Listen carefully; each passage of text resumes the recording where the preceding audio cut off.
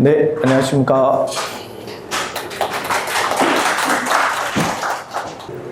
오늘 강의 주제가 저는 강의란 말보다는 이 강연이라는 말을 쓰고 싶거든요. 인문학 강연인데 경주 유람기로 보는 문화유산으로 오늘 이렇게 이야기를 드릴 예정입니다. 혹시 자료집 받으시면은 다 읽어보십니까? 여러분들이 자료를 섭렵해가지고 책으로 엮었기 때문에 자료집을 미리 한번 읽어보십시오. 그 자료집 안에 들어있는 내용을 강의할 수도 있고요. 그 외의 것도 나오니까 꼭 책에 있는 대로 이렇게 진행이 되지는 않을 겁니다. 저는 경북 고전번역연구원으로 있고요. 한문 번역을 하는데 경주 유람기라고 지금은 고유명사로 사용을 해도 괜찮을 것 같아요.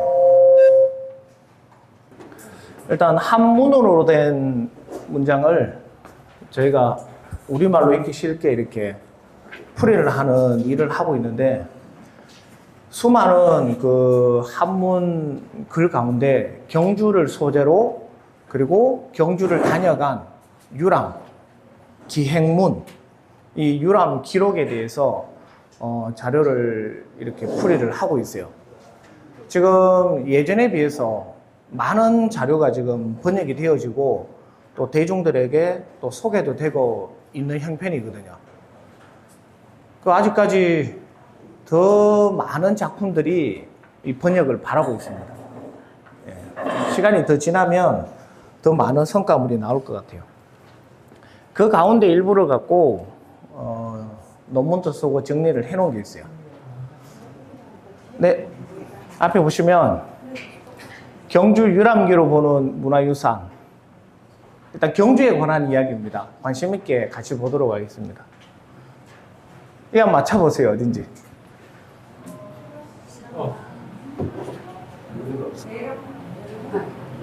그냥 막 이야기하시면 됩니다. 뭐 어디 하나는 얻어 걸리겠죠.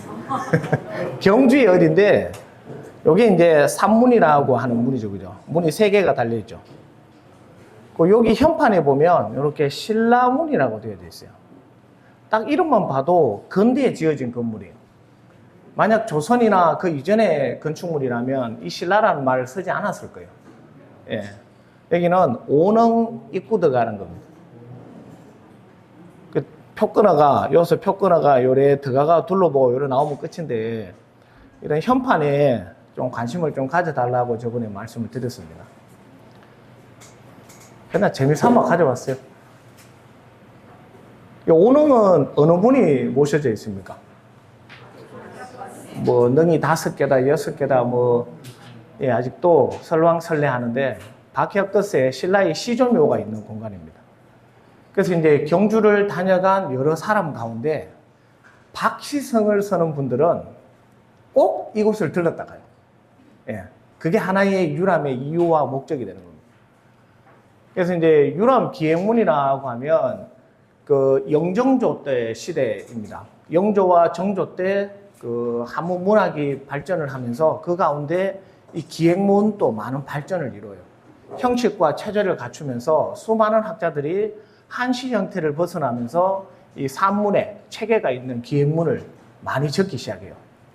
그 내용들을 보면 경주에 관한 겁니다. 다양한 생활상들을 기록을 많이 해놨어요. 예, 생활의 모습이라든지 어느 동네를 갔는데 어떻게 살더라, 소를 끌고 농사 지으러 가는 모습, 강포를 갔더니 그 어민들 중에 일부가 해녀죠, 해녀. 해남도 있었어요. 전복을 따는 모습을 묘사한 기록도 있습니다. 그리고 함경도에서 경주를 내려온 당주 박종이라는 사람은 불국사에 가서 청운교와 백운교를 실제로 보고 논란이 많은 청운교, 백운교의 위치를 사실적으로 설명한 걸로 유명합니다. 지금은 국가유산으로 바뀌었는데 옛날에 문화재청에서 당주 박종의 글을 갖고 이 사실 고증을 했었어요. 그리고 원사정제의 위치와 고증, 그 글 속에 등장하는 건축물들, 그 건축물의 주인공이 있거든요. 그 동네에 누가, 왜, 이러한 건물을 언제, 누구와 공제해서 지었는가, 알 수가 있어요. 그리고 지역의 명칭들이 많이 등장을 합니다.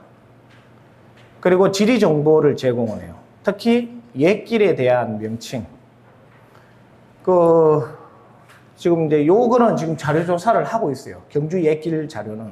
문화원에서도 준비를 하고 있고, 예, 그것도 있고, 조철재 선생님이 자료를 많이 만들어 놓으신, 지금 이제 원장님 퇴임하셨죠, 그죠? 좀 더 계시면은 자료를 더 만들어내실 텐데, 지금 마지막 그 화계 자료를 우리가 같이 번역을 하고 있어요, 지금. 아까 그 간포의 전복 이야기를 잠깐 드렸는데, 간제 이덕홍이라는 분이 있습니다. 그 이덕홍이라는 분이 경주에 공적인 일로, 업무로 와요. 조정 관리로서 내려오면서 기록을 남겼는데, 거기 동경유록에 보면 이렇게 설명을 해놨어요. 간포에 갔는데, 배에 올라 얼마쯤 들어가니 어부가 있었다. 전복을 찾았다. 발가벗은 몸으로 물에 뛰어들었고 선회하는 물살과 함께 들어가 물결을 차고 수영하면서 번갈아 물속을 들어갔다. 지금 해녀 자맥질 하는 거하고 그죠? 동일하죠, 그죠? 그 표현들을 이 한문으로 표현을 하고 지금 이렇게 풀어놓은 거예요. 회로도 먹고 구워도 먹으니 맛있더라. 전복회 좋아하십니까? 예. 간포 가면은 일제의 어떤 잔재가 남아있는 공간이기도 한데, 송대말 등대 아시죠? 그 앞에가 옛날에 양거장이었다 하더라고, 일제 때. 예. 그러니까 이런 글들을 우리가 알 수가 있고요. 그러고, 경주 사람이에요, 이분은. 우화 이덕표라는 분인데, 예, 덕동 기복의 후손입니다. 1704년에 이 수송록이라는 글을 썼고요. 기억하시겠습니까? 이분이 남산 유람을 했는 기록도 있다고 했는데, 그죠? 오연채수 그리고 우화 이덕표의 수송력이 경주 남산에 대한 기록을 갖고 있습니다. 여기도 글을 보면 술을 한잔 했는 모양이요. 술을 들고 가가 뭉대 잠수 잘하는 몇 사람을 골라 함께 배에 탔다. 이건 실제로 경험한 거예요. 물속에 들어가 전복을 따게 하니 그 들어가는 모습이 다음과 같더라. 오리처럼 가볍고 박에 의지해서 숨을 쉴 때는 긴 휘파람을 부는 것 같았다. 여기서 관심 있게 볼 내용이 이 부분입니다. 당시 해녀들이 물에 떠 있는 몸을 의지하는 것이 바로 박, 부표라고 되어 있는데요. 다른 지방의 글을 보면 소나무 껍질을 모아다가 이렇게 타기도 했는 기록이 나옵니다. 그래서 여기는 둥근 박을 파내고 거기다가 했겠죠, 그죠? 이게 하여튼 당시에 간포 해녀의 어떤 문화상을 복원을 한다면 이 글이 아주 중요하게 쓰일 걸로 생각이 됩니다. 그리고 수종대 송달수 이분은 1857년에 경주를 찾았어요. 남류일기라고 하는데 제가 총 19편의 글을 갖고 오늘 설명을 드릴 거예요. 4월에 동해창에 도착을 했고 만파정 저기 어디입니까? 전촌 옆에 나정? 예. 여기 보면 고기 잡는 방법이 나와요. 여러 사람이 배에 타고 바다에 그물을 펼치고는 큰 새끼줄을 양쪽 언덕 끝에 연결하고 언덕 위에 여러 사람이 힘써 끌어당겼다. 그러니까 배 타고 쭉 나가가 그물을 펼치고 이 물가로 이렇게 당겨서 그물을 좁히는 작업입니다. 지금 또 이 작업들을 하고 있어요. 예, 아주 쉽게 잡을 수 있는 방법인데 이거는 공동업에 해당되는 거예요. 혼자서는 못 합니다. 그리고 또 밑에 전복 채취하는 일을 또 설명을 하고 있죠. 그죠? 작은 칼을 가지고 물에 들어가 전복을 따낸다. 물에 떠올라 나무 껍질에 의지해 나무 껍질을 묶어다가 몸을 휴식하고 있는 모습입니다. 자, 이 외에도 제가 이제 간포라고 하는 그리고 전복 따는 모습에 대한 부분만 글을 발췌를 했는데요. 이 당시 경주의 어떤 문화, 생활상이라든지 또 지명, 아까 말씀드린 원사정제, 그러한 모든 정보들을 지역에서만 이루어질 수 있는 정보들을 담고 있다는 거예요. 뭐가? 유람기가, 기행문이 그러했다는 겁니다. 예, 그 외에도 또 다른 내용들이 많죠. 이게 이제 거의 최초로 나온 글일 거예요. 이게. 근데 동해안 산수 유람기라고 여기 보면 허문섭 선생님이라고 이렇게 나오는데 이때 이제 경대의 그 정병호 쌤이라든지 몇몇 분들이 이 작업에 참여를 했어요. 제가 공부하기 전에. 예. 그래갖고 이제 단편적으로 관동 별곡이에요. 쫙 일로 타고 올라가면서 그쪽에 기록들을 많이 남겼고요. 경주에서는 한시로 보는 경주로 옛날에 이렇게 특별 전시회도 한번 한 적이 있습니다. 예. 요거는 제가 21년도에 낸 경주의 조선 스토리인데요. 이 내용이 조선시대 경주를 다녀간 선비들의 기록들을 저희가 번역을 하고 모아놓은 자료들입니다. 예, 시판이 되고 있어요. 안 팔립니다, 이게. 제가 책을 한 7권 정도 냈거든요. 냈는데 안 팔립니다. 저희는 뭐 돈 벌려고 책 내는 게 아니라 기록으로 남겨놔야 돼요. 예.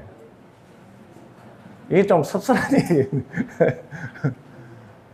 자, 이게 우리 유학적으로 봤을 때, 그 공자맹자라고 하는 그 육아 경전에 등장하는 유람의 시작은 다음과 같습니다. 근데 이게 맞는 말인지는 모르겠어요. 맹자에 보면 이렇게 공자 등동산이 소노하고 등태산이 소천하라 그래요. 공자께서 동산에 올라 소노, 공자가 노나라 사람이거든요. 노나라가 자금을 알았고 태산에 올라 천하가 자금을 알았다라는 표현인데, 그때 이 동산에 올라갔다 해가지고 이거를 유람의 시작이다, 여행을 떠났네, 이렇게 표현들을 많이 하거든요. 지금 여러분들의 일상 자체가 여행이에요, 여행. 경주에 살지만 내 집에 있는 게 아니잖아요. 동네 마실에도 가고. 저는 오늘 아침 6시에 금장대에 갔다 왔거든요. 아침마다 운동을 하는데 어떤 데는 소금강산 올라갔다가 금장대 갔다가, 예, 아니면 보문단지 돌다가 이렇게 하는데 매일이 여행입니다. 보는 게 새롭고. 오늘 아침에는 금장대를 내려와가 형산강을 바라보며 동쪽을 이래 보니까 해가 구름 속에 이렇게 가려져 있더라고요. 예. 그 모습도 너무 좋더라고요. 예, 여러분 정말 좋은 데 사시는 겁니다. 경주라는 공간이. 예. 이 유람을 통해서 얻고자 한 것은 결국에는 수신입니다. 내 몸을 닦는 것과 그리고 자신의 인격을 연마하는데 이 유람이 그 역할을 했다라는 거고, 엄밀히 따지자면 도교라고 하는 유불도의 도교의 유산물로 보시면 됩니다. 우리 화랑도가 유불도의 융합이라는 말을 많이 쓰죠, 그죠? 유불선이라는 말 쓰듯이 꼭 하나로 단정지어 말하기는 힘들어요. 왜냐하면 선비가 하는 학문과 행태 중에 뭐가 있냐면요, 선비들이 고동서화라고 하는 골동품 수집과 시를 짓고 그림까지 그려요. 선비가 그림도 그린단 말이에요. 문인화를 그리고. 그리고 시조창해서 노래도 불러요. 완전 지금으로 치면은 만능 엔터테인먼트가 선비입니다. 그러고 유람 다니고 글로 남기고 시 짓고 책 내고. 우리가 뭐 가만히 글방에 앉아가 에헴하는 선비의 모습은 아닙니다. 그래서 기록이라고 하는 표현을 굳이 풀자면 이렇게 해요. 기는 기억을 나타내고요. 록은 기재, 말 그대로 적는 걸 말합니다. 기억을 적는 것이 바로 기록입니다. 기록은 사물을 기재하는 서책과 문자로 이루어지고요. 그 가운데 유람의 기록이 들어간다는 거예요. 그래서 유람기라고 하고요. 유람록이라고도 해요. 어떤 데 가면 유산록, 산을 돌아다니고 지은 기록, 특히 청량산, 주황산, 내연산 등등 기록들이 많이 있습니다. 그리고 유기라는 표현이에요. 이게 유기, 놀다 유 기록하기. 이 유기는 여행기로 볼 수가 있습니다. 예. 요거는 바이두 백과사전에 나오는 표현을 이렇게 풀어놓은 거예요. 그래서 유람의 경력이라는 말은 내가 지나간 곳에 대한 기록을 나타내는데, 누군가는 대충 적어요. 아침에 일어나 밥을 먹고 남산을 갔다 왔다. 또 누군가는 오늘은 몇 월 며칠 날씨가 어떠하였고 산을 오르는데 누구와 함께, 이렇게 아주 구체적인 정황을 적는 표현들도 나타납니다. 그게 이제 유람기의 어떤 변화된 모습인데, 주로 영종도 이후부터 그 기록들이 나타나요. 자, 이거 제가 설명을 한번 해드리려고 가져왔는데, 이 문학적 기록으로 보는 의병장, 경주하면 임진왜란을 빼놓을 수가 없는데, 그게 수많은 의병장들이 이 지역의 어떤 가문의 분들이 많이 돌아가셨고요. 그리고 그와 재밌게 충노라고 하는 그 집안의 머슴이라고 보시면 됩니다. 충성스러운 노비의 이야기가 경주에는 미담처럼 전해져요. 그래서 경주 유람원자들이 이 기록들을 많이 언급을 해 놓았습니다. 자, 임진왜란과 정유재란입니다. 1592년 4월 14일 새벽 4시쯤이라 하더라고요. 일본 오구라항에서 부산 동래로 침입을 합니다. 그래갖고 뚫려버려요. 경주는 한 6월달 채 되기 전에 함락을 당해요. 예. 그래서 이제 1598년 노랑해전 마지막 전투를 끝으로 임진왜란이 종료가 되는데, 그 당시 경주 지역은 평가하기를 이렇게 해요. 관군의 나약함, 그리고 의병이 봉기하여 민간이 막아낸 임진왜란 초기의 전투를 이야기합니다. 자, 외란과 경주하면 이 두 분이 꼭 등장을 해요. 윤인함 그리고 박의장. 이 윤인함이라는 분이 경주시장이었어요, 당시에. 여기 보시면 1593년 7월에 사임을 하는데 1592년 4월에 외란이 일어났거든요. 이미 준비할 기간이 있었는데도 이 윤인함은 외란이 터지고 도망을 가버려요. 예. 저기 황성공원 청소년 수련관 옆에 들어가는 길이 있죠. 거기 들어가면 주차장 끝나는 오른쪽에 비석이 하나 세워져 있습니다. 그 비석이 바로 박의장. 예, 이분의 그 비석이 세워져 있는데 나중에 가보시기 바랍니다. 이분이 판관으로 했어요. 판관이라 하면은 여러 직책을 나타내지만 부시장 정도로 보시면 돼요. 예. 그래서 이제 경주 부윤의 직책은 아니지만 판관으로서 부윤의 직책을 맡았는 자가 박의장이었고요. 이분이 의병을 이끌고 대대적으로 성전도를 울리게 되고, 당시 경상좌도 병마사 박진이 외놈들 때문에 밀려 내려와요. 그때 박진과 합류를 해가지고 경주 업선 정투, 그리고 오봉 이호민, 이 사람은 들어보지 않았어요? 오봉 이호민, 첫날 강의 때 나왔는 사람이에요. 안경하고 관련된 사람. 예. 그 다음에 민기로 이어서 안경이 개성이 되는데, 그분이 금장대 전투를 지휘를 해서 경주 업성 탈환 작전을 성공적으로 이끌게 됩니다. 제가 아침에 갔던 데가 금장대입니다. 무기를 감추었던 곳이라는데, 최봉천, 최정리 삼촌과 조카 관계고요. 이영춘, 이러한 분들이 당시 의병을 많이 일으켰습니다. 네, 지금 에어컨 더우시죠? 저기 선생님 온도 체크 좀 부탁드릴게요. 자, 이거는 여러분들 어느 정도는 생각을 하셔야 돼요. 경주의 아주 중요한 사건 가운데 하나가 임진왜란이고요. 우리 조선 전역의 임진왜란사 가운데 경주에서 일어난 임진왜란 의병 활동이 대대적으로 조명을 받고 있습니다. 그때 이제 울산에 또 백정이라고 하는 장호석, 백정 아시죠? 그죠? 소작고 하는. 그 다음에 산호비, 김선진 등이 큰 공을 세운 사람들이다. 박진의 아래기를 경주의 이곡복, 최봉천 등등등이 아주 노력을 했다라고 이 조선왕조 실록에 나오는데, 외란이 터지고 그 다음 이듬해 11월에 올라간 소장입니다. 자, 관군이 나약함에도 불구하고 의병이 봉기하는데요. 경주에 계시는 분들이에요. 집안입니다, 집안. 의성김 씨, 안동권 씨. 뭐 여기 빠졌다고 섭섭해 하지는 마십시오. 이거 다 못 집어넣습니다. 뭐 오삼백 씨 등등 있죠, 그죠? 월성손 씨 등등의 분들이 집안의 노비와 지역의 장정들을 이끌고 크게 막아내요. 아까 박 의장이라는 분이 호가 청신제인데요. 이분이 경주 업성 탈환 작전합니다. 이때 문천 회맹이 먼저 이루어집니다.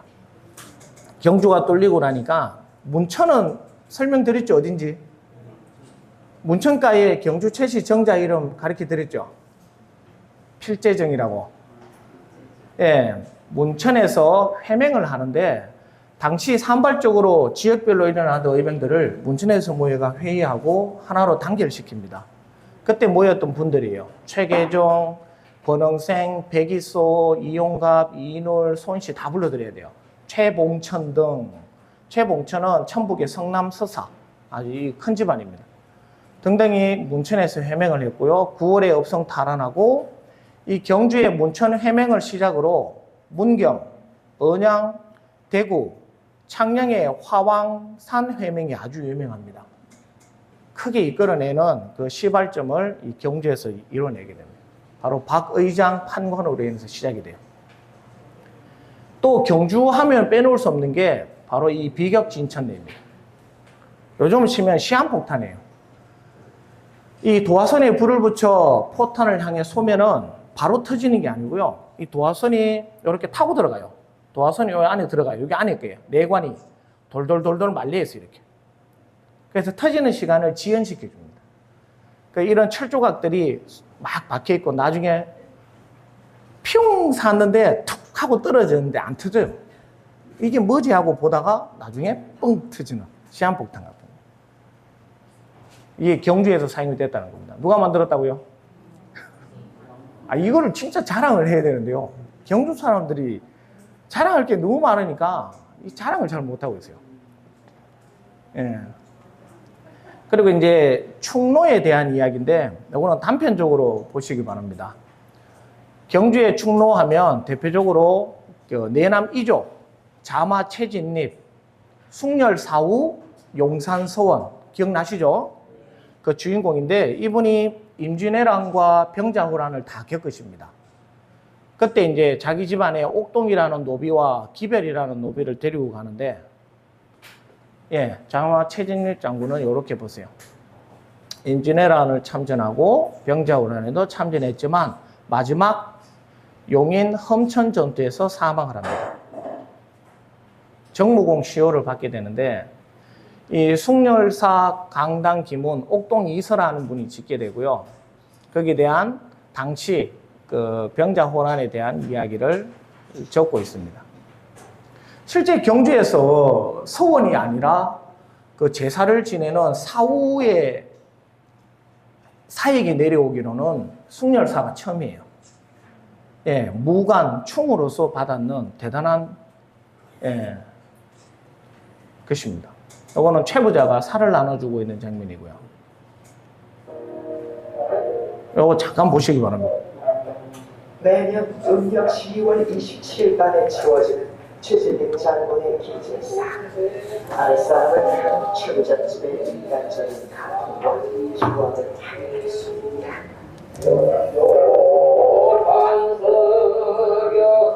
이조리 정무공파 총가에서 치워지는 정무공 제사는 최씨 집안의 1년 중 가장 큰 행사다. 최씨 집안을 일약 조선 명문가의 화관에 올린 최진립.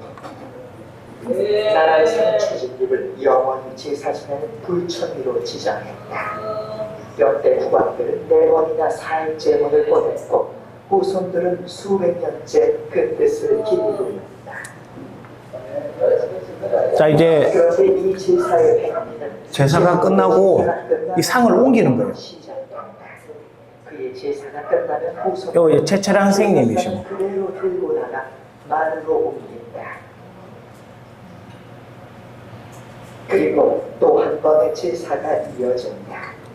놀랍게도 그것은 최진립을 모시던 2명의 종 기별과 옥동에게 바치는 제사다. 그러니까 양반 집안에서 노비 제사를 지내주는 거예요. 종소는 최진립과 2종의 최철양 선생님 촛불을 밝혀 이어진다. 옥동과 기별. 옥동은 임진왜란 때 최진립을 외적의 칼끝에서 구해내었고 또 다른 종 기별은 69의 노력으로 전작하에 나간 주인 최진립을 끝까지 따르고 있었다. 자, 이게 이게 지금은 이제 범범한 이야기를 드리는 것이고 그 이름의 탄생 설화도 있어요. 왜 옥동이고 왜 기별인지. 예, 그거는 짐작을 하시기 바라고요. 실제 양반 집안에서 노비 제사를 지낸다는 것은 있을 수가 없는 일이에요. 그 당시에는. 근데 그 최부자의 정신에 그 산실이 되는 거고, 그리고 최진립 장군이 있었기 때문에 다 가능했던 부분들이고요. 그만큼 양반이면서도 이 민심을 아우르고 또 종에 대해까지 그 사랑이 대단한 것은 사실입니다. 그래서 지금까지 그 미담이 전해지고 있는 거예요. 자, 요거는 충노각이에요. 충성충자의 노비노자입니다. 대단하지 않습니까? 충노각까지 세워놨어요. 예, 요거는 위필이 그죠? 충노기별, 충노옥동이라고 시니까지도 준비가 되어져 있습니다. 주의 충신, 불이 충노호화 그래요. 주인이 충신인데 충노가 없어서 되겠느냐 뭐 이런 말인데 충노가 되지 못하리요 표현보다 이게 여러분들 한문을 보는 법에 보면은 여기 풀이를 해놨거든요. 옥동과 기별에 대한 충노 이야기는 경주뿐만 아니라 타 지방에서도 많이 있어요. 예, 우리가 열려, 열부, 효자, 정료문이 내려지는 것과 같이 많이 일어나는데 그 시작을 연 것이라고 보시면 돼요. 예. 요거는 내남이조 쪽 답사하시면은 다 요거는 불망비라고 되어 있죠, 그죠? 예, 충노 불망비라고 되어져 있는데 그만큼 지금도 대단하게 이렇게 제사를 지내고 있습니다. 여기 용산서원 송열 사우라고 하는 이 사우에 내린 사액입니다. 요거는 나중에 충노각을 한번 가보시고요. 자, 흔히 여기까지 많이 아세요. 옥동과 기별 이야기는 널리 알려져 있고, 그리고 의병 가운데 부암 백이소 장군이 있습니다. 그분의 충노는 부기라고 불러요. 부기. 예. 예, 부암 백이소는 오천백시입니다. 자, 오천 같죠? 오산백시이고, 지금으로 치면 어디입니까? 영천 창암전 때 순국했지만, 근천에 가면 광산정사라고 있어요. 근천에 있습니다. 예, 1786년에 광산사를 시작으로 광산정사, 서원으로까지 이어지질 못했어요. 이 부암 백이소에 후손되는 분이 지금 향교에 백수자 청자 서시는 그분이시거든요. 백수청씨라고 아주 이 덕이 아주 높으신 분인데 이거 보면 알 수가 있어요. 이 부기에 대한 이야기를 할 텐데 이 백이소에 대해서도 크게 조명을 하셔야 돼요, 지금. 의병 가운데 백이소는 이름만 거론되고 그의 행적은 아직까지 크게 드러나지 않습니다. 강산정사에 대해서 본 부분이고, 요거는 치암 남경이가 그에 대한 치하를 하는 부분이고, 그리고 여기 보면 노비 부기는 이제 행적이 나오죠, 그죠? 죽을 위에게 처했으나 달아나지 않고 주인과 함께 죽었다. 그래서 충노라고 부른다. 이름은 부기이다. 라는 게 이 치암 남경희 선생의 글에 실려져 있습니다. 이거는 광산정사 기고요. 여기 보면 주사산이라는 표현이 나오죠. 예, 실제 근천에 보면은 부산산성 그리고 주사산 쪽을 기준으로 중심으로 의병이 일어나게 됩니다. 그쪽을 막아야 되는 거예요. 그래야 영천이 뚫리지 않는 겁니다. 예, 광산정사의 현판이고요. 이렇게 됐습니다. 건대지 않는 걸로 보이죠, 그죠? 예, 아주 깨끗하게 관리가 잘 되고 있습니다. 이거는 부암고택이고 백이소의 호가 부암입니다. 예. 요 있다 하니까 한번 가보세요. 자, 또 있습니다. 백암 김응택이라는 의병장. 이번 또 문천회맹에 참여하신 분이고 그의 충노 이름은 천죽이라고 합니다. 예. 시험 치는 거 아니니까 부담 없이 보시기 바랍니다. 예, 배감 김멍택 선생은 1597년 인준회란 끝나는 시기에 돌아가시죠, 그죠? 마지막까지 전투에 참여를 하신 겁니다. 경주 부관 장동리 인물이고요. 그에 보면 김덕추, 이분도 의병이십니다. 그리고 김자평, 마찬가지. 그리고 안동고시, 권응심. 경주 연천, 그리고 울산 전투에서 큰 공을 세웠고요. 앞서 서생포, 그쪽에서 선전을 하시게 됩니다. 자, 천죽의 이야기는 다음과 같습니다.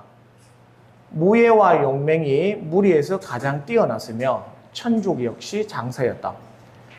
주인을 닮아가지고 역시 힘이 세고, 예, 그러하였다라는 말이었는데, 적의 목을 베고 죽인 수가 헤아릴 수 없었다라고 합니다. 덩치도 컸던 모양이에요. 그러다 보니까 쉽게 안 죽어요. 천죽이 탄화를 맞고 고꾸라졌다. 이 번역입니다. 김멍택은 그를 짊어지고 구미산에 올라 낙엽으로 덮어줍니다. 구미산은 용담정 뒤에 있는 큰 산을 이야기를 하고요. 실제 거기에서 전투가 일어났다라고 이야기를 하게 됩니다. 그래서 탄환 9발이 왼쪽 넓적다리에 맞고 70리 반길을 걸어 집에 내려두고 전장으로 떠납니다. 그러니까 주인이 이 충노, 이 천죽을 데려다가 집에 내려다 놓고 치료를 하도록 하고 자신은 다시 전장에 나아가요. 하지만 천죽은 병을 입어 전장에 나아갈 수 없게 되죠. 그 이야기가 이 김멍택 집안에 전해오는 바로 천죽의 이야기입니다. 이거는 배감사이고요. 제가 사실 그 경주에 아까 의병장으로만 했을 때 몇 명 정도 된다 했어요. 아까 문춘 해맹할 때. 그렇죠. 다 못 드러내요. 그 중에 대표적으로 몇 분만 했는데 여기 빠졌다고 섭섭해하지는 마시라고 제가 설명을 드리는 거예요. 다 이 경주, 이 조선을 위해 노력을 다 하셨고 그 집안뿐만 아니라 수많은 노비들이 충신이 되어 주인을 향해 이렇게 돌아가게 됩니다. 그럼 요거는 한번 한 적이 있죠, 그죠? 양동마을의 낙선당 손종로, 그의 충노 억부 이야기. 예, 이 손씨 집안에도 이런 이야기가 전해오게 됩니다. 이건 뭐 가게니까요. 우제 손중돈의 후손으로 보시면 되고요. 이계집에 보면 노비 억부 역시 달아나지 않고 주인과 함께 죽었다. 그때가 바로 병자호란 정월 3월 달이었다라고 이야기를 합니다. 자, 어디에도 이와 비슷한 이야기들이 많이 등장을 합니다. 특히 이 경주라고 하는 이 주인과 주인을 위해 희생된 충노에 대한 이 미담 이야기는 경주를 찾는 수많은 유람객들에게 전해지고 회자되고 널리 알려지게 돼요. 특히 임진왜란 사화 가운데 경주의 의병 이야기는 참으로 타 지역에 귀감이 되는 내용들입니다. 이거는 역시 손종로에 대한 이야기를 하고 있죠. 여기 내용이 이렇게 되죠. 호안의 군대를 따랐다가 군대가 무너지자 꼿꼿하게 선 채로 죽었다. 억부 역시 주인을 따라 죽었다. 이 절개를 나타내는 표현입니다. 성정원 일기에 등장할 정도로 이 경주 손씨의 이야기와 그리고 충노, 억부에 대한 이야기는 조정에까지 알려지게 됩니다. 그래서 충노 억부지려라고 하는 정려문이라는 게 있어요. 정과 려에 대한 려를 받아요. 이거는 정말 대단한 겁니다. 보통 집안에서 이렇게 기리는 경우가 많은데 나라에서도 인정해 주는 거예요. 정려. 여기에는 노정충필 이종계 선생이 글을 썼다라고 되어져 있습니다. 이게 홍양호는 들어보셨죠? 여러 번 나오죠, 그죠? 경주 부윤을 했고 문화재에 관심이 많았고 특히 글자, 서체, 집자에 대한 노력을 많이 했는 분입니다. 이거는 양동마을에 있는 손종로 정충비각입니다. 자, 이러한 글들이 다 보면 기행문이나 그 속에 다 녹아 들어가 있다라는 겁니다. 그래서 아직 번역되지 않은 수많은 자료들을 더 찾아내고 번역해 내다 보면 이 경주, 특히 조선사에 대한 자료가 더 많이 쌓일 것 같아요. 여러분들 지금 다 전공이 다 다르실 것 같아요. 물론 뭐 문화해설사 분들도 계시지만 누구는 의병사 쪽이고 누구는 의복 또 누구는 음식 경주에 음식하는 분한테 제가 그래요. 이 글 속에서 음식과 관련된 글을 한번 잘 찾아보십시오. 특히 그 묵헌 이태수 선생이 남긴 글에 보면 이분은 여행 다니면서 뭐를 먹었냐면 아침에 콩죽을 먹어요. 묽은 콩죽을 먹어요. 요즘은 지금 순두부 있잖아요. 두부 만들기 전 상태를 만들어가 아침에 해장겸으로 이렇게 먹었다는 기록도 나오고. 그리고 오연 채수의 글을 보면 산행 갔다 와가지고 솔림 막걸리 담가 먹은 이야기도 나오고. 그런 거를 특화식에서 이렇게 개발을 하시면 경주만의 어떤 특산물이 되리라 생각합니다. 예, 경주 유람 기행에 대한 글을 이따 보도록 하고요. 시간 되면 좀 쉬었다가 이따가 하도록 할게요. 자, 경주 6기는 총 19편으로 선정을 했는데 그 이유가 뭐냐면요. 처음 이제 제가 자료를 모을 때 최대한으로 모아봤어요. 그러니까 우리가 어떤 연구를 하려면 자료를 모아야 되는데 기존 인터넷에 있는 자료들이 아니라 직접 발품을 다 팔아야 돼요.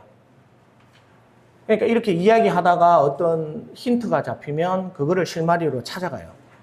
그러고 문집이 나오면 일단은 그 국가전자도서관에 들어가고 흔히 우리가 보는 유교넷이나 그 다음에 한국고전, 국학 등등의 자료를 먼저 찾아요. 그러니까 인터넷에 실려있는 데이터베이스를 먼저 찾아요. 근데 데이터베이스를 찾다가 보면 나오는 경우도 있고 또 그 책의 제목만 소개를 하고 내용은 비공개로 하는 경우가 많아요. 그럼 그런 경우에는 중앙도서관에 가서 열람을 신청해가지고 그 책을 열어봐야 돼요. 대표적으로 처음에 금오산의 공간적 의미를 할 때 오연채수 선생의 글이 혹시 기억나십니까? 오연채수 이 금오산 유람에 대한 기록의 책이 어디에 보관되어져 있었는지 혹시 기억나시는 분? 같이 들었잖아요, 우리. 어디 다 기억합니까, 그죠? 그렇죠. 옥산서원 그 서장고에 들어가 있어요. 그러니까 이렇게 우리나라가 정말 잘 돼 있는 게요. 자료는 잘 안 보여줘도 그 자료가 어디 있는지 목록화는 다 돼 있어요. 그걸 들고 가서 이야기를 하고 자료를 좀 봅시다. 보여주세요. 당신이 왜 보려고 그러냐. 드러내야 됩니다. 우리는 비주기 싫다. 막 이런 말까지 하거든요. 아, 진짜요. 어디 가면은 안 보여줘요. 왜냐하면 이제 그 속에 뭔가가 들어있는지는 모르지만 아직까지는 가문에서 보관하고 있는 자료를 외부에 이렇게 누군가에게 함부로 보여주기는 힘들어요. 그래서 저희도 접근을 할 때는 항상 그 누군가를 끼고 들어가요. 그 집안 분을 모시고 같이 간다든지 이래 해야 보여주지. 혼자 이래 들렁가면은 또 반바지 입고 가면 안 보여줍니다.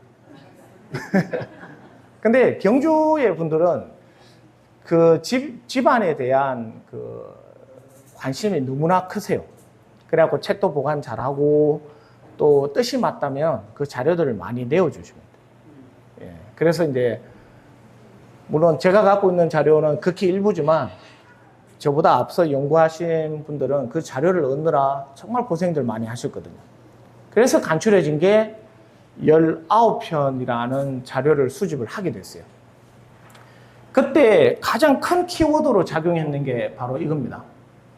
경주예요, 경주. 여러분, 이 경주라는 지명이 물론 뭐 고려해서 쭉 이렇게 지금은 경주시로 불리잖아요, 그죠? 근데 문학적으로나 행정적으로 경주 이외에 다른 이름으로 불리지는 않았을까? 또 생각을 해봅니다.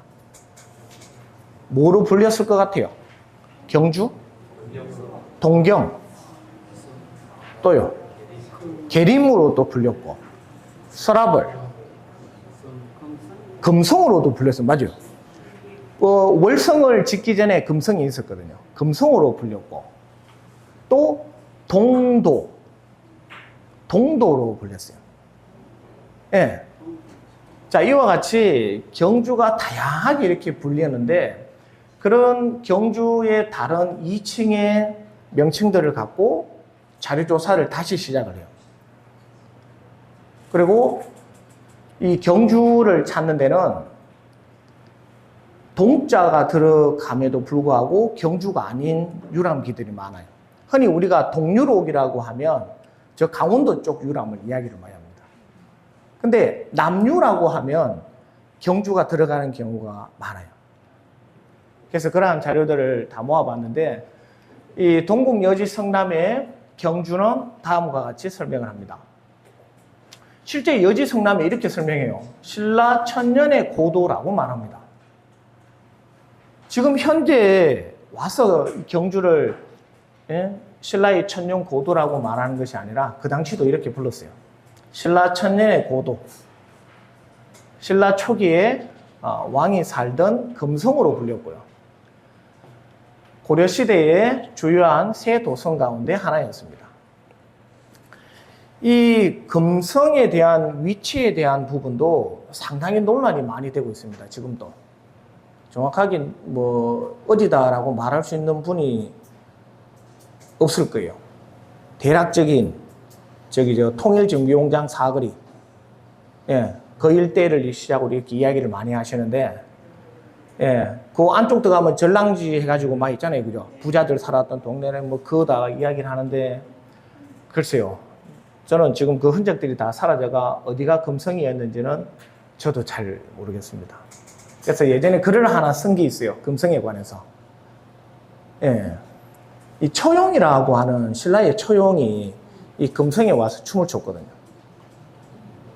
그래가 그 초용 연구하는 사람이 저한테 묻더라고요. 경주학 하는데 금성이 어딘지 좀 알려주세요. 저도 모릅니다. 보통 그 계엄포에서 울산의 계엄포 이야기를 많이 하죠, 그죠? 처용은 경주 겁니다. 경주에 등장합니다. 그게 나중에 이제 울산에서 가져가게 되는데, 그 이야기도 하면 재밌어요. 그때 등장하는 게 대왕암이거든요. 우리가 아는 대왕암은 어디 있는 대왕암입니까? 문무대왕릉을 대왕암이라 하죠. 근데 울산의 처용과 관련 울산의 문헌의 대왕암은 지금 저 울기등대에 있는 그쪽을 대왕암이라고 그래요. 다 맞는 말인데 표현의 방식이 약간 다릅니다.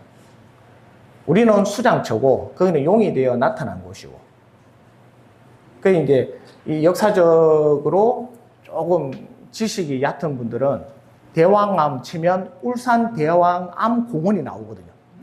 그거가 문무왕릉이 수장되고 경치도 좋고 이렇구나 이렇게 알아버려요. 그래가 지금 저 봉길입니까? 대본해수욕장 거기에 제대로 된 해설판이 좀 세워졌으면 좋겠어요. 대왕암이라고. 자, 지리적으로 보면 조선시대의 경주군은 동쪽으로 어디와 인접합니까? 울산. 뭐 거리는 보시고, 그 다음에 장기, 포항 장기 동쪽으로, 경주에서 동쪽으로 가는 거예요. 그러고 남쪽으로 가면 언양 경계에 이르게 되고요. 더 내려가면 부산 그렇게 되고, 그 다음에 서쪽으로, 여기서 서쪽으로 하면 이쪽으로 가야 돼요.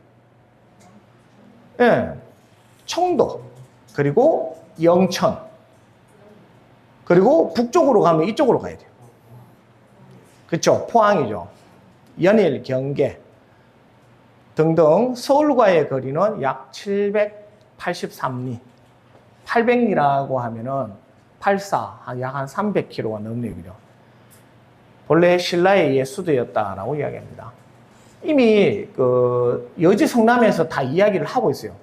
무엇인가 하면 경주를 들어오고자 하는 사람은 동서남북을 통해서 들어와요. 누군가는 들어왔던 길로 다시 되돌아가기도 하고, 또 누군가는 들어왔던 길 외에 다른 길로 또 다른 경유지로 삼아 경주를 나가기도 합니다. 그때 경주에 와서 누구를 만나고 무엇을 보고 뭘 했는지 그 기록이 기행문 안에 담겨져 있다는 겁니다. 예. 그 보면 제가 봐도 재미없어요. 진짜 재미없게 적어놨거든요. 근데 글을 정말 꼼꼼하게 적어놓은 분의 그걸 보면요. 정말 내가 그 글에 몰입되어 내가 여행객이 되어 진짜 그 길을 다니는 듯 아주 상세하게 설명을 해놨습니다. 어떤 분들은.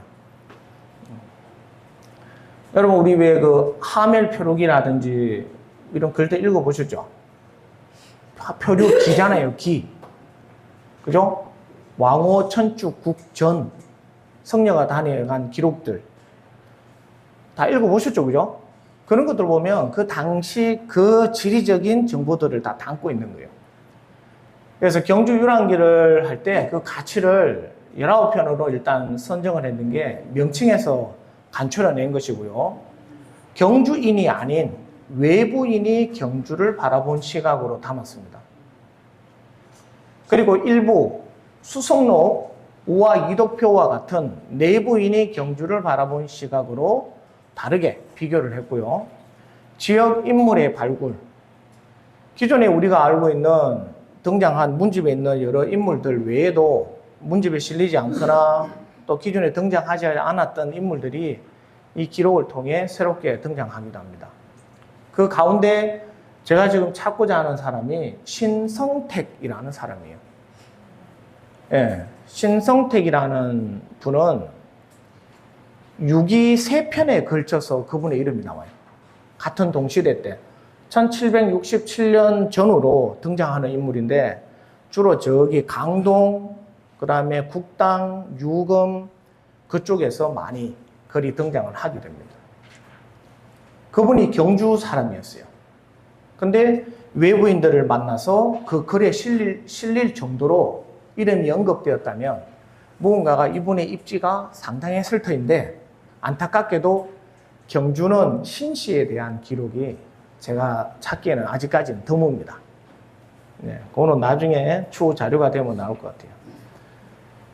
자, 특히 이제 경주학조가 기술한 유랑기에 주목을 하는데요. 이게 이제 경주에 관한 최초는 아니고요. 이 고려 때 도원 이승인 선생 초옥자전이라는 글을 짓게 됩니다.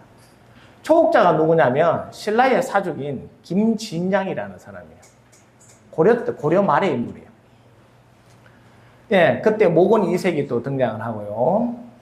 그때 인물인데 그분이 여기를 보면 1362년 이 초옥자, 그죠? 그리고 도원 이승인 경산에서 김해로 갔다. 김해에 대한 설명을 하고 또 계림으로 이동을 해요. 이때 누가 초옥자가 도원 이승인을 데리고 반월성에 가서 두루 관람을 한 기록을 적어놨습니다. 예.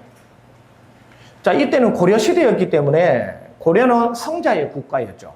신라에 비하면. 그래서 신라 망국에 대한 이야기를 하였을 것이고 신라가 왜 소위 이유 왜 망했는지 이유를 서로 글을 논하고 글을 지었습니다.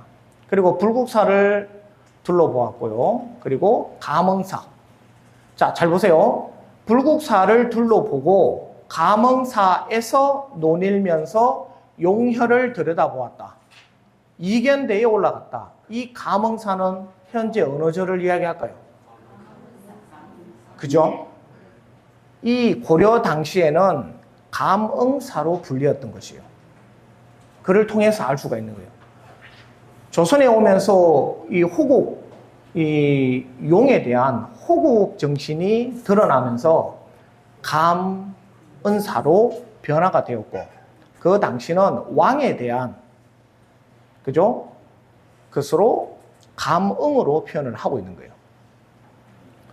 오늘 이제 간포 쪽 이야기를 좀 들어 할 건데요. 그 가운데 이견대에 올랐고, 지금 이견대도 현재 이견대하고는 제 생각은 다르다고 생각을 합니다. 지금 지어진 이견대는 더 위로 올라가야 돼요. 예, 제 생각은 그러하고 배를 타고 대왕암까지 가보았다. 정말 좋더라. 라는 기록이 도원 이승인 선생 고려 때 기록에 등장을 한다라고 말씀을 드립니다.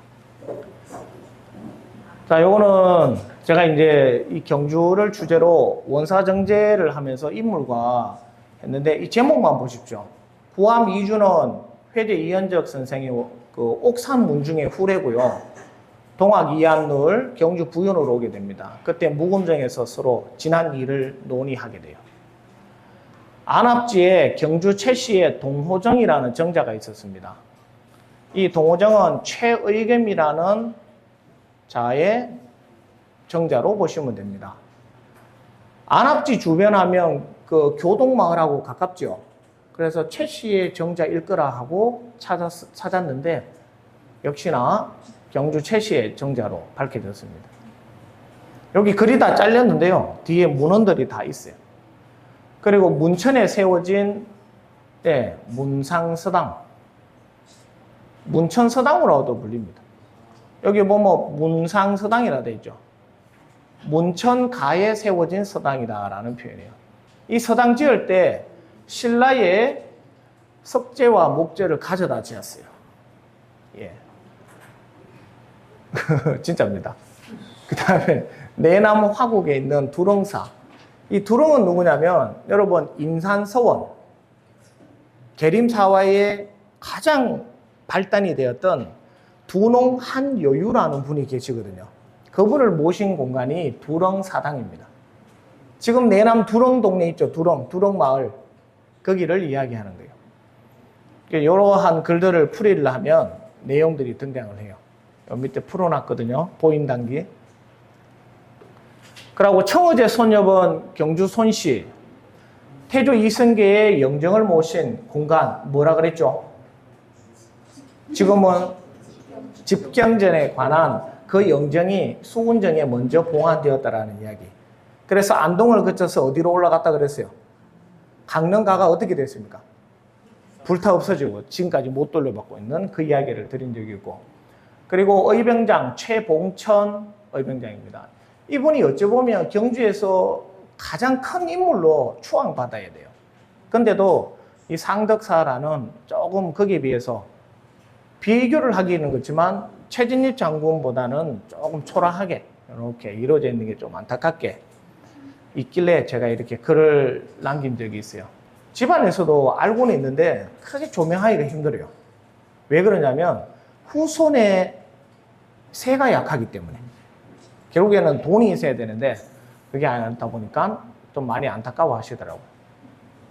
아까 부암백이소. 예. 부암백이소의 충로가 아까 이름이 뭐라 그랬어요? 아, 이거 기억하시면 진짜 열심히 들으시는데. 억부 아닙니까? 아, 부기. 부암백이소는 부기. 김영택은 천주. 옛날에 이거 제가 이제 학생들한테 이거 가르칠 때 제가 외워 가지고 갔는데 잘 안 해주더라고. 예. 자기 집안 이야기하면 잘 안 해주고. 내남 월산리라고 있습니다. 내남 월산리가 저기 봉계마을 들어가기 오른쪽 거기 가면 여강이씨 분들의 집성촌이 있어요. 그분들이 외동 쪽으로 이렇게 빠지거든요. 예. 거기 보면 월산정사라고 나오는데 그 글도 이렇게 밝혀놨고요. 나중에 다 찾아보십시오. 이 다 하나하나가 이야기할 수 있는 소재거리가 됩니다. 자, 그리고 잠계 선생, 잠계공이 누구냐면요. 그 잠계 이전인이라는 분이 계십니다. 이분은 회대 선생의 그 서자, 뭐 혈손이라고 이야기해도 돼요. 실제 친아들이 되는 이전인이라는 분이 계시고요. 회대 선생의 양자로 들어온 무첨당 이의윤이라는 분이 있어요. 두 아들이 있는데 이 잠계는 옥산문중의 인물이에요.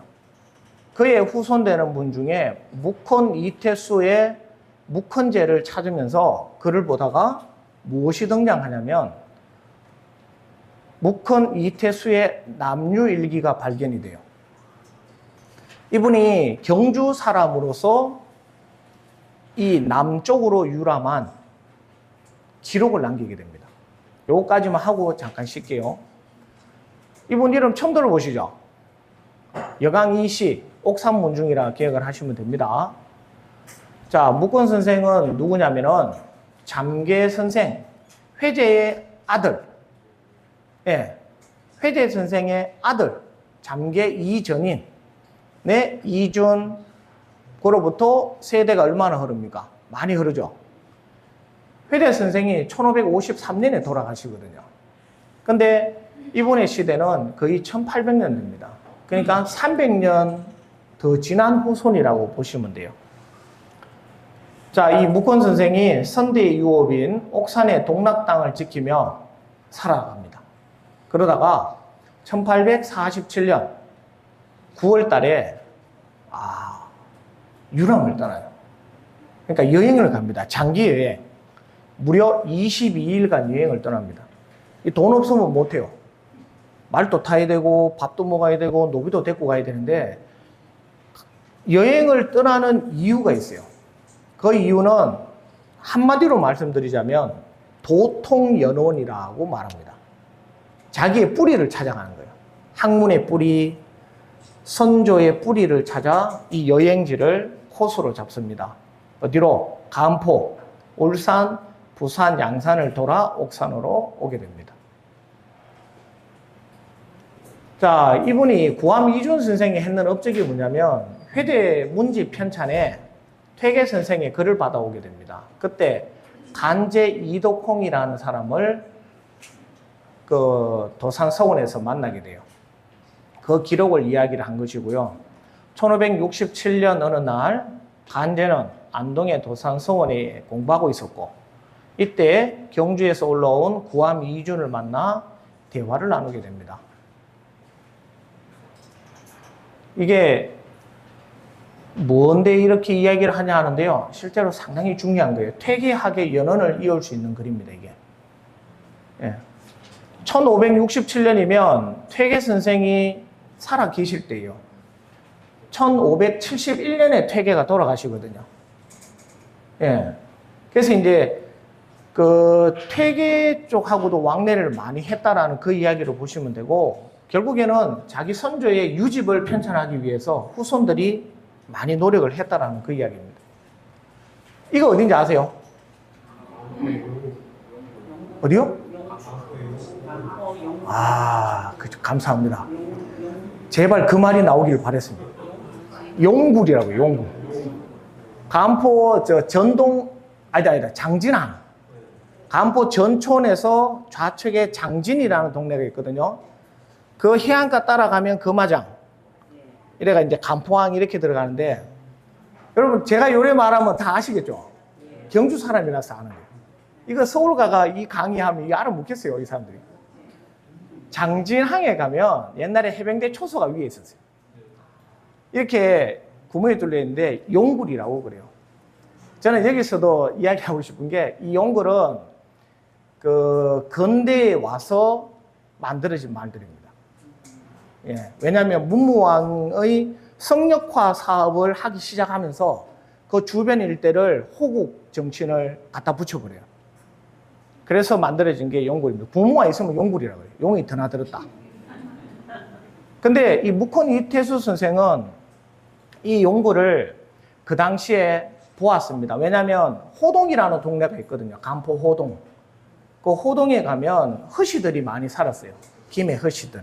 거기 들렀다가 일로 넘어오게 되면서 글을 남기게 되는데 여기는 안 나오네요. 이 표현을 공암이라고 말합니다. 공암. 그냥 구멍바위. 예, 당시에 이제 용굴이 아니라 그냥 구멍 뚫린 바위로 이렇게 표현을 해오다가 예, 문무왕 수중릉 성역화 사업을 하면서 이렇게 바뀐 것으로 추정을 하는데 그것도 나쁘진 않아요. 예.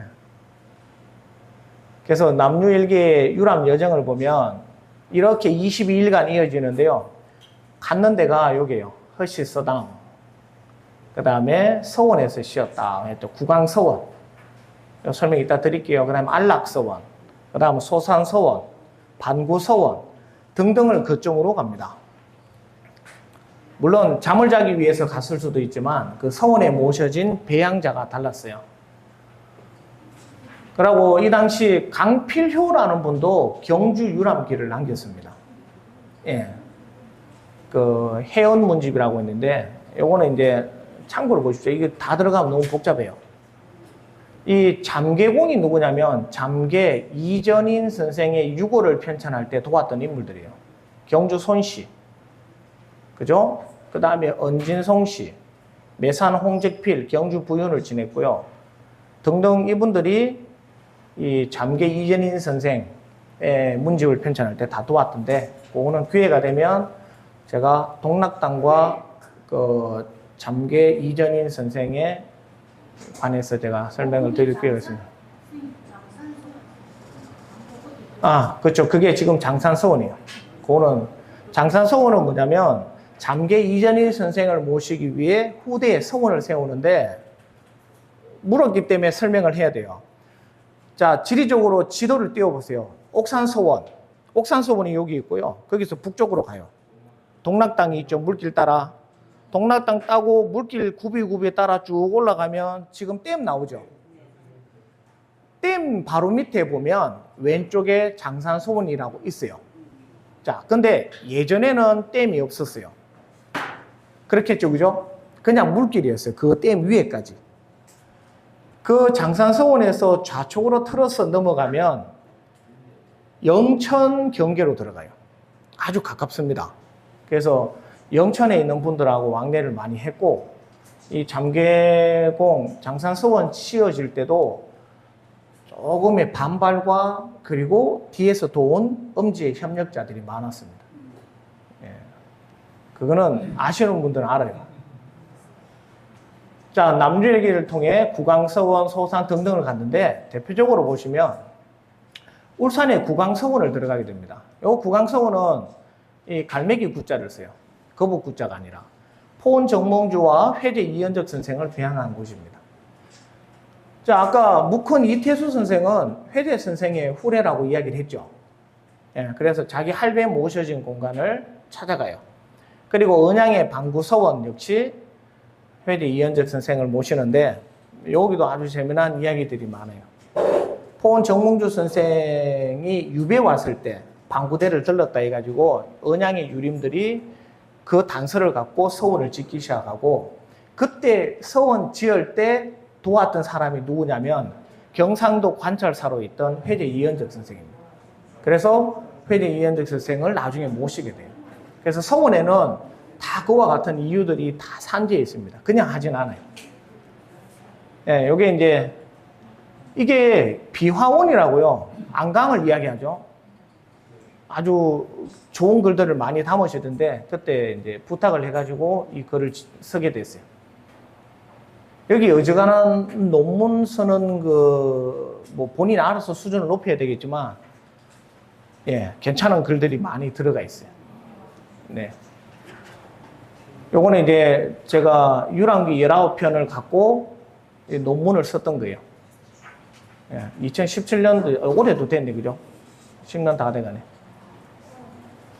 그러니까 19편의 선정 기준은 아까 다음과 같이 됐고요. 특히 지명에 대해서 계림, 동경, 경주, 동도. 이게 다 경주에 대한 표현들입니다. 자, 이게 다 한자로 적어놔. 죄송한데 한자 공부도 하시면 좋아요. 홍성민이라는 자고요. 예, 아까 홍성민 등장했죠, 그죠? 자, 시기적으로 보면 홍성민이라는 자가 1580년, 91년 여러 차례 경주를 다녀갔고요. 그 다음 간제 이덕홍, 동경 유록을 통해 1580년 경주를 다녀갑니다. 요 상세히 다 적어놨어요.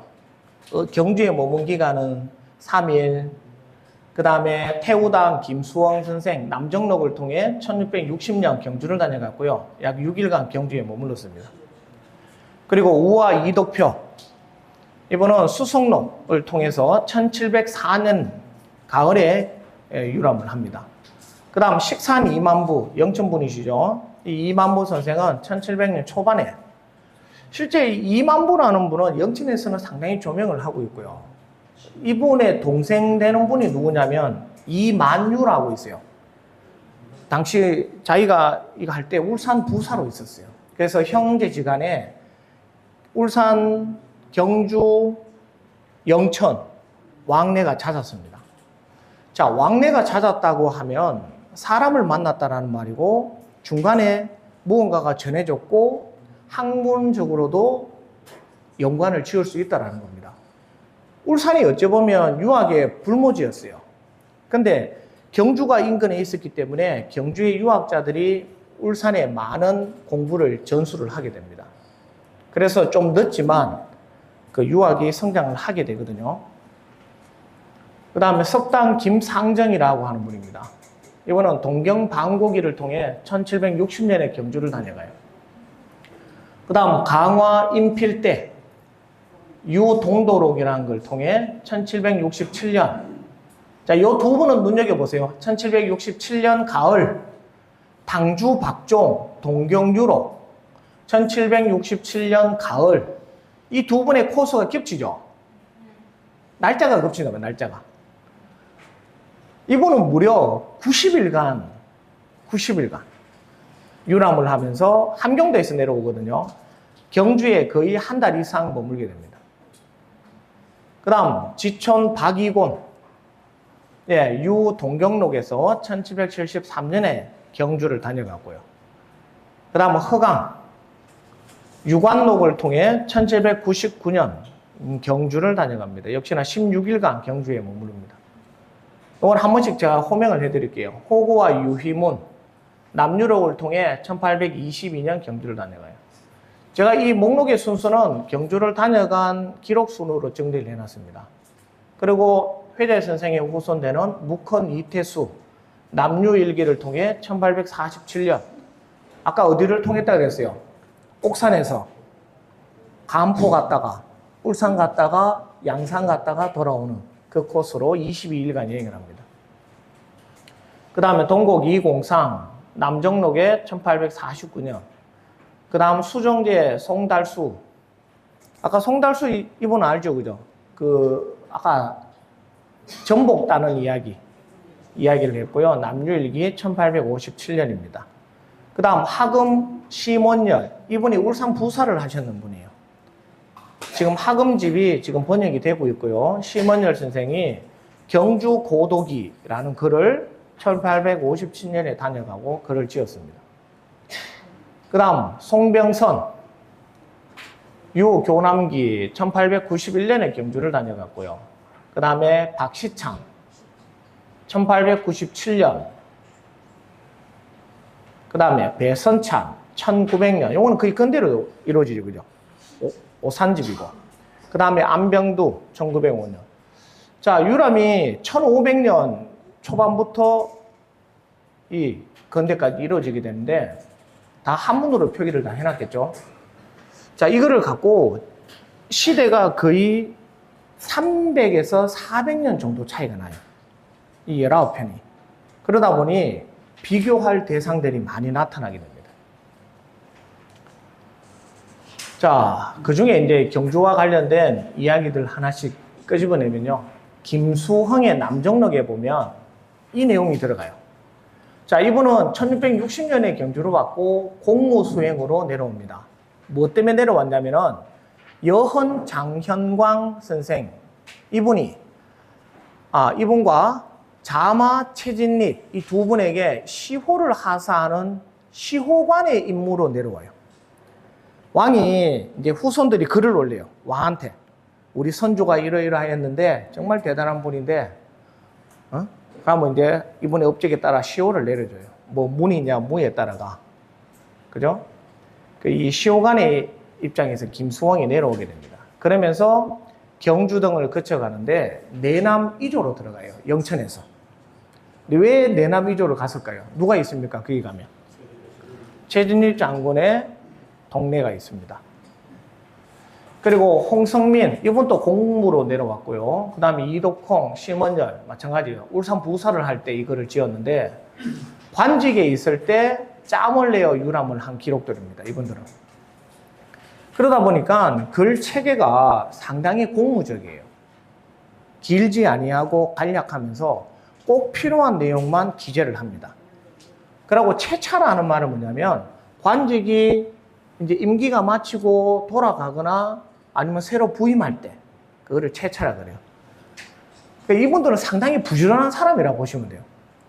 남은 부임하러 보내놓으면 어쩐지 아세요? 경주 부임 내려오면 왕이 가라 하잖아요. 임명장 들고 이래 보내면 내려오는데 한 6개월.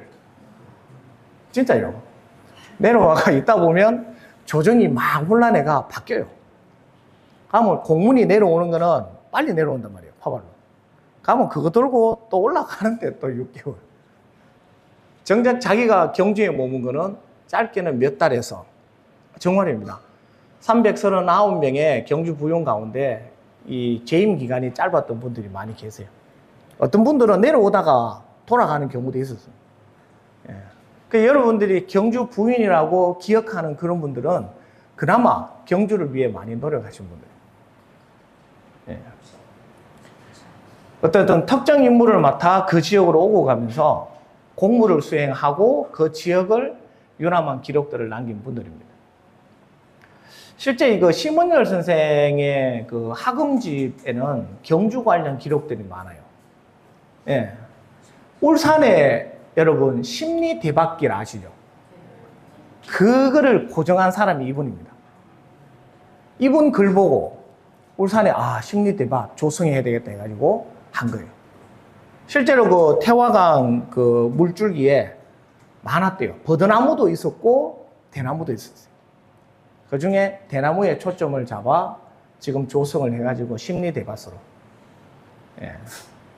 울산이 컨셉을 잘 잡았습니다. 자, 허강의 유관록인데요. 1799년에 다녀갔고, 이 허강의 부인이 회제의 후손 되십니다. 그래서 이제 어디로 갔냐? 양좌동, 지금의 양동 마을을 찾았고, 거기서 자기의 벗인 이원상, 선장은 자겠죠, 그죠? 등을 만난 기록들을 남겼습니다. 이 양좌동이라는 표현도 이 기행문에 자주 등장을 합니다. 자, 송달수의 남유일기입니다. 이 송씨, 달수라는 이름이고, 송씨, 건수, 숫자 돌리는 걸 알 수가 있죠. 송달수, 송건수.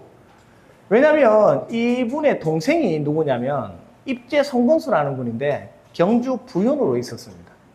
동생이 경주시장으로 있으니까 이분은 구미 사람이거든요. 구미에서 이렇게 한번 내려오신 거예요. 이왕 내려오는 거, 영천 은혜사도 둘러보고, 또 대구 통해가 이렇게 왔다가 이렇게. 이분은 어디까지 갔었어요, 아까? 이왕 내려온 거, 간포까지 갔다 가신 거예요. 가가 뭐 드셨죠, 아까? 전복 드시고 가신 분이에요, 이분. 그래서 영천, 서원 등을 지나며 서원 참배 중심으로 유람을 이루게 됩니다. 자, 이분들은 다 남인들이라 보시면 되고요. 그 다음에 유희문, 호고와 유희문 선생은 1822년에 경주를 다녀가고요.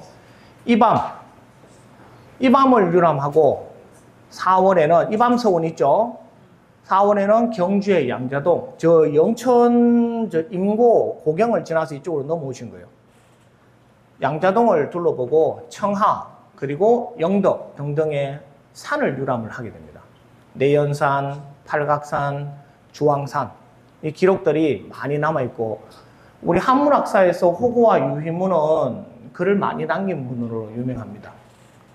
역사 고족과 명성 등을 유람을 했고요. 또 오면서 친지를 방문하고 또 친구를 만난 유람을 이루게 됩니다. 자, 식산 이만부 선생입니다. 자기 동생이 울산 부사로 있었다 했죠. 동도 잡록 해가지고 동도에 대한 잡다한 기록들을 남겼는데 1721년 특히 이분은 월성과 곳곳에 대한 설명을 감상기행문 형식으로 상세히 기록했다라고 나와요. 이 식산집이라고 문집이 있는데요. 상당히 분량이 많아요. 그분이 그만큼 글을 잘 지었고 또 글 쓰는데 소질이 있었다라는 이야기입니다. 그래서 이 영남학을 공부를 할 때 이 식산집은 빼놓을 수가 없어요. 왜냐하면 이분의 글 속에 녹아 들어있는 인물들, 당시 이 학풍을 연구하는 데 상당히 도움이 됩니다. 그래서 경주의 이야기를 할 때도 식산 2만 부는 빠지지가 않아요. 그리고 언양의 방구소원 있죠. 아까 말했는 그 방구소원에도 식산 2만 부의 도움이 많이 들어가 있었고, 거기 보면 언양 쪽도 구공문화가 형성이 되는데 그 구공문화에 일조한 사람이 바로 식산 2만 부입니다. 경주에서는 이분 글을 봐야 돼요. 이마인필대라고 나오는데요. 예. 강화인필대. 인필대 선생 글을 보면 1767년 강화 선생이죠. 이분하고 이제 뒤에 설명할 게 그 당주 박종이라고 하는 분이에요. 이분은 산수를 좋아하는 벽이 있었다. 원래 이게 유람을 좋아했다 이 말이고, 1767년 가을에 무슨 일로 족보를 수정하는 일로 재종과 함께 영천 은혜사에서 월성의 일가를 만나기로 약속했다 하면서 그 유람 배경을 밝히게 됩니다. 예. 그리고 박종, 호가 당주라는 분인데요. 이 당주 박종은 박씨 보이죠, 그죠? 예, 이따가 설명드릴게요. 이분이 경주로 온 이유가 있어요. 1767년 9월 경주 여행을 떠납니다. 함경도에서 떠나요. 저 이북에서 넘어왔단 말이에요. 왜 거기서 넘어왔느냐? 이분의 서성되는 분이 누구냐면 다마 홍계이라는 분이 계십니다. 실제 당주, 함경도 학문을 연구를 할 때 이 당주 박종을 빼놓을 수가 없어요. 제가 석사 연구 중심이 이 당주 박종이었어요. 왜냐하면 이분이 다마 홍계이의 수제자였거든요. 그래서 연구를 하다가 당주 박종, 당주집을 접하게 됐어요. 우연찮게 당주집을 보다가 이분 글을 번역하다가 경주 이야기가 나와요. 동경유록이라는 경주를 다녀가요. 그 순간 그 문집을 보다가 뭐 한 대 얻어맞은 것 같았어요. 아니 저 너머 동네에 연구하다가 경주께 탁 튀어나오는 거예요. 그러니까 하던 거를 중단을 하고 동경유록부터 먼저 연구를 했어요. 하다 보니 이분이 경주를 내려온 이유가 있었어요. 예, 당주 박종, 박씨 할머니가 계셨는데 그분이 바로 회제 이현적 선생의 첫 번째 부인입니다. 자식을 못 낳았어요, 안타깝게. 그래가 나중에 강씨 부인이 들어오게 되는데 자기의 어떤 뿌리를 찾기 위해 경주를 왔어요. 자기 할머니 집안도 만나고, 그러고 오능에 가서 참배를 합니다. 박씨잖아요. 함경도에서 큰 마음 먹고 내려온 이유가 바로 그러하였습니다. 근데 이제 이분 연구를 하다 보면요, 야, 밑에 한번 보십시오. 이건 진짜 감추고 싶은 이야기예요, 이거는. 1777년에 정조 시해 미수 사건이 터집니다. 이게 이제 그 유명한 영화 영린이라는 영화예요. 그 주인공이 누구 있죠? 현빈 나오죠. 현빈 복권 일에 드러내고 막 하잖아요. 그 공부를 하고 있는데 위에 누가 귀하장을 이렇게 들치고 독살을 하려고 하는 그 장면이 나오는데 비 오는 날. 네, 물론 영화의 어떤 재미를 더하기에 그랬겠죠. 자, 정조 시해 사건의 주범들이 이 사람들이에요. 예, 남양 홍씨 집안입니다. 그래서 역사적으로 정조 시해 사건은 남양 홍씨와 풍산 홍씨의 대립이라고 이야기를 많이 하는데, 홍계희 아들이 홍수래, 그 아들이 홍상범이라고 이렇게 얘기해줍니다. 홍홍홍 이렇게 얘기해요. 근데 아이러니하게도 이 다마 홍계희의 제자가 당주 박종입니다. 예. 난리가 났어요. 이분들이 정조 죽이려다가 실패를 해가지고 멸문주화를 당합니다. 근데 그 사건은 77년에 일어났고 이미 그 앞서 홍술래라는 분이 경주 부윤으로 다녀갔어요. 진짜 다행입니다. 경주 부윤하고 가가 다행이지. 그죠? 여기에 얽힌 이야기도 제가 논문으로 남겨놨는데 별 재미는 없어요. 어쨌든 다마 홍계희 선생이 경주로 가고 싶다, 라도의 여행을 이야기를 해서 당주 박종이 합류를 하게 됩니다. 선생님 거기 예. 그 남양홍씨 네네. 김명년 김자 군사받던 남양홍씨와 같은 집이에요. 그거는 그냥 여담으로 하시고 지금 우리 한문학사에서 정주시 지금이야 다룰 수 있는 내용들입니다. 근데 그 당시는 언급도 할 수 없는 이야기들이에요. 그리고 왜냐하면은 늘 그러하듯이 집안과 집안의 이야기가 이어지기 때문에 당시 그 경비대장으로 있던 집안도 풍산 홍씨였습니다. 그래서 이제 우리 역사적으로 이야기할 때 홍씨와 홍씨의 대로로 이야기를 하는데 결국에는 실패로 돌아가요. 근데 이 계획이 정말 치밀하게 이루어집니다. 근데 정조를 죽이려고 했는 이유가 있어요, 역사적으로. 그것까지 들어가면 집안에 대한 어떤 문제점까지 다 들춰내야 돼요. 예. 다행히 실패했기 때문에 지금의 조선의 역사가 계속 이어질 수 있었습니다. 근데 정조가 1800년에 돌아가시거든요. 정순 왕과 뒤에 있었죠.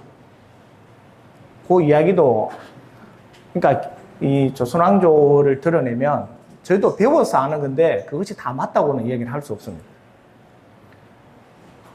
자, 어쨌든 경주의 당주 박종이 1767년에 경주를 다녀간 이야기, 그리고 서로 연관 지어 주시면 좋을 것 같아요.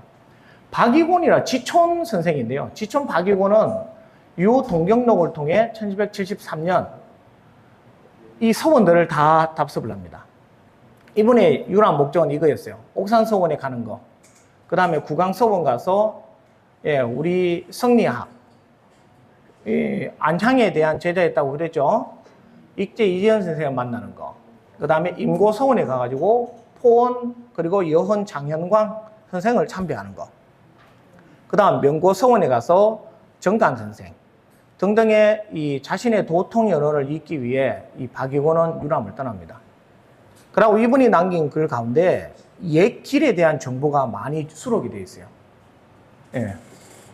그래서 옛길 정보 보고는 하는데 박이곤의 정보가 많이 유용이 되고요. 자, 각각 19편에 대한 여정과 유적지를 보시면, 자, 이 내용을 설명드리는 건 그거예요.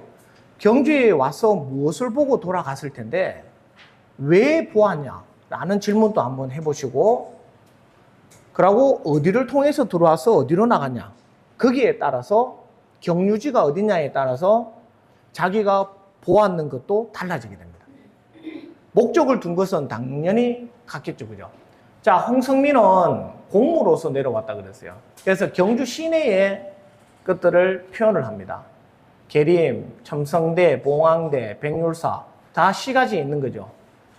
그리고 저기 동해 쪽에 있는 이견대와 대왕암을 둘러 나갑니다. 자, 간제 이덕홍 같은 경우에는 전체 코스가 이러한데요. 간포 소봉내, 소봉내는 저쪽 구룡포 넘어가는데 아시죠? 이 소봉내가 역사적으로 어떠한 공간이냐면 회재 선생이 이곳을 지나면 글을 지어요. 그러니까 회재 이현적 선생의 자취가 서린 공간이 소봉대입니다. 소봉래 소봉대라고 이야기를 합니다. 그래서 경주에서 보았는 것은 시가지의 유적들, 그 다음에 간포의 유적들, 그리고 포항으로 넘어가면서 이 소봉대를 들렀던 게 바로 간제 이독행의 특징이고요. 자, 시가지 오면 주로 보았는 게 이거예요. 첨성대, 월성, 그 다음에 요거는 그죠. 그 다음 김수홍 선생도 마찬가지입니다. 뭐 경성에서 이렇게 쭉 내려오지만 결국 시가지에서 본 거는 봉황대, 첨성대, 계림, 월성, 상서량 저쪽도 넘어갔네요. 강김의 분황사, 그 다음에 선덕여왕, 낭산 쪽을 둘렀고, 그리고 백률사 다시 둘러서 김유신묘, 포석정 이 일대 시가지를 다 둘러봅니다. 그 계림에서 시림은 계속 시림도 같은 표현으로 보시면 되겠죠. 예. 그 다음 우화 이덕표 선생, 불국사와 동해안 중심으로 돌아가면서 기림사, 감원사, 이견대, 대왕. 여기에 보면 남산을 특별하게 들렀습니다. 이 기록이 아주 중요해요. 오연 최수의 기록과 이덕표의 기록이 유일하게 남아 있습니다. 그 다음 식산 이만부 선생입니다.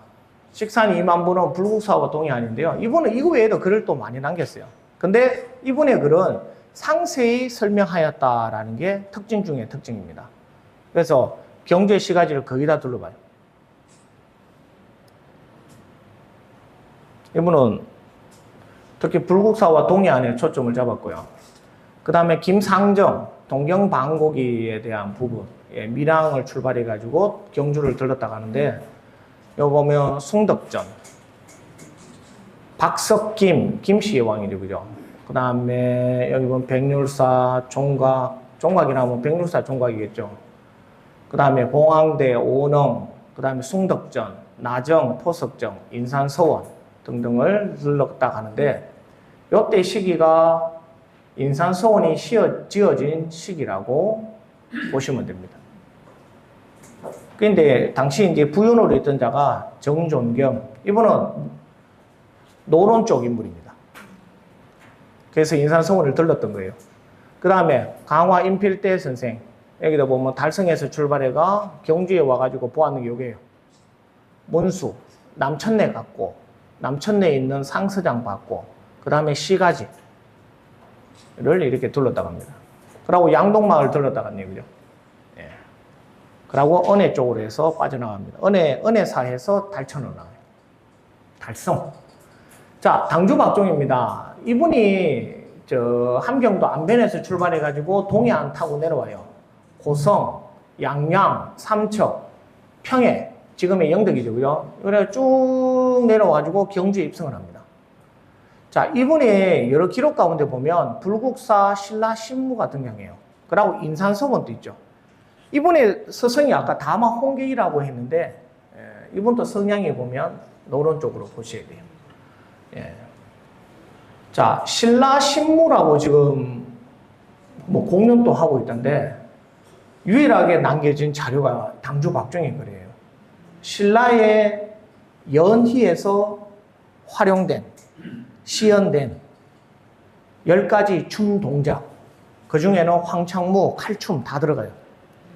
그래서 경주에 그 춤 연구하시는 분들이 이 신라신무를 갖고 연구를 하고 있는데 결과물은 어떻게 나올지 모르겠습니다.